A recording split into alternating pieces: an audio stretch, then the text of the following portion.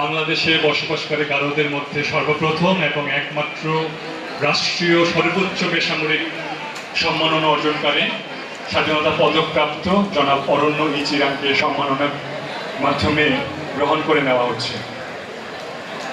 আমরা জোরে করতালির মাধ্যমে ওনাকে আজকের অনুষ্ঠানে আমন্ত্রণ এবং আপ্যায়ন করব।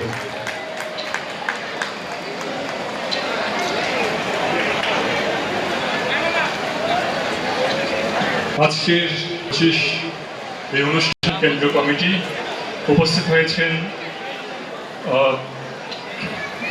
বনানী সোসাইটির মাননীয় প্রেসিডেন্ট জনাব শওকত আলী ভুইয়া, উপস্থিত হয়েছেন জনাব পেপিলন হেনরি পিউরিফিকেশন দি মেট্রোপলিটন খ্রিস্টান কোঅপারেটিভ হাউজিং সোসাইটি লিমিটেড মাননীয় সেক্রেটারি, উপস্থিত হয়েছেন ঢাকা মন্ডল 2025 মাননীয় নকমা জনাব সঞ্চয় নাফার, উপস্থিত হয়েছেন খ্রিস্টান ফোরামের মহাসচিব অলিন লিও কস্তা, উপস্থিত হয়েছেন ইউজিন কুরাইয়া মাননীয় ট্রেজারার দি মেট্রোপলিটন খ্রিস্টান হাউজিং সোসাইটি লিমিটেড।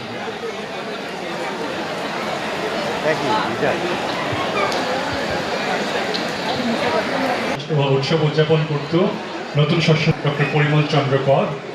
উনি আর্কোলজিক্যাল এক্সপ্লোরেশন করে ওয়েস্ট গারো হিলসের দিকে কিছু প্যালিওলিথিক যুগের পাথর বা কৃষিকাজে ব্যবহৃত সরঞ্জাম সেখান থেকে আমাদের মাঝে উপস্থিত হয়েছেন আমাদের বিশেষ বিশেষ ব্যক্তিবর্গ এবং সংস্কৃতি।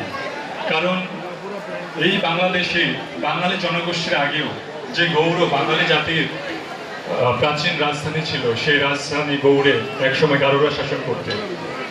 শুধু তাই নয়, বলে গারোরা এই অঞ্চলে 30 থেকে 40 হাজার বছর ধরে বসবাস করছে।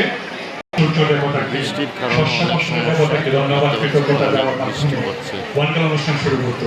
শুধু তাই নয়, এই যে গারো জনগোষ্ঠীর নাম সব ম দিয়ে শুরু হয়। এই ধরনের এই ধরনের নামগুলা একটা রাইমের মাধ্যমে যায়, যার কারণে বলা যায় যে গারো জনগোষ্ঠীর ভাষা অত্যন্ত সমৃদ্ধ। গারো ঐতিহ্যবাহী ওয়ানগালা উদযাপন পরিষদের প্রধান উপদেষ্টা এবং সাবেক নকমা জনাব মুকুল চিচামকে।